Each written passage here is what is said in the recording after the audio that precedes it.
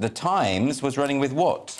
At last, freedom for some. And this is, of course, good news as a result of the 4-day ceasefire that's happening as we speak. So yes. 24 hostages in total have been released now, 13 today, women and children. And in response, there have been 39 Palestinian women and youths who were detained in Israel have been released also. Excuse me. I think the thing that's most fascinating about this is what's going to occur over the next few days. We're going to get to hear how they were treated, where they were held. I will say the pictures that I've seen so far, whilst they do look scared, as I would do, perhaps even relieved, they look well.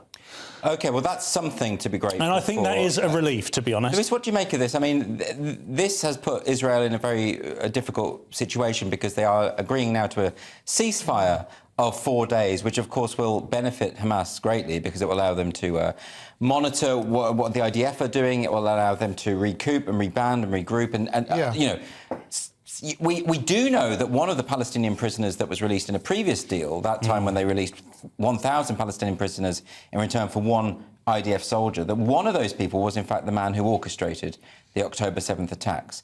So, and the people they are releasing from from Israel are indeed prisoners, people who have committed violent crime.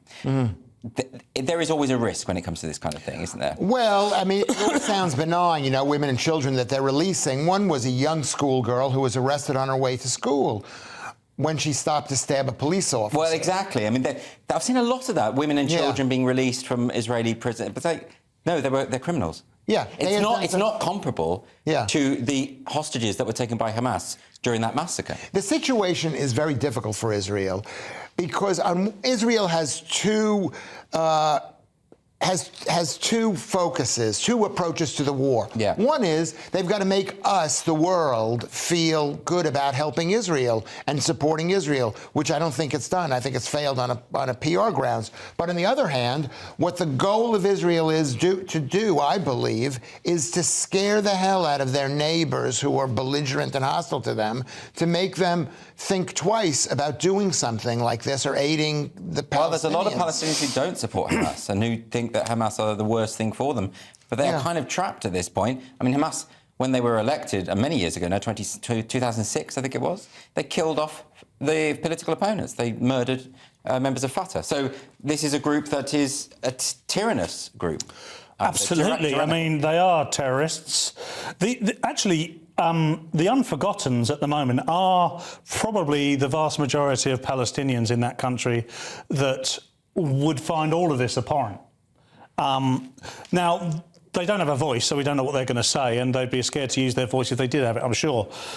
However, it's difficult because there's also a lot of people in Palestine, civilians, who support Hamas. I disagree with you, Paul.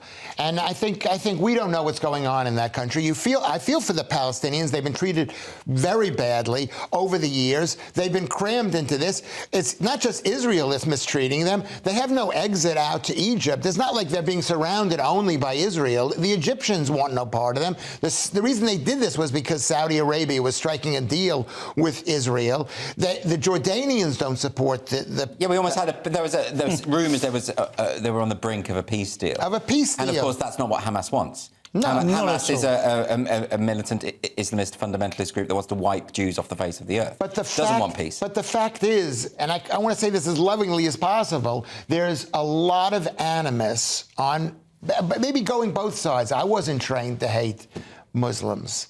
And I don't have that feeling inside of me. But historically, there's been a lot of hatred. The truth is that Egyptians would rather strike a deal with Israel than they would help the... Well, they're certainly not interested in helping Gaza. the Gazans, are they?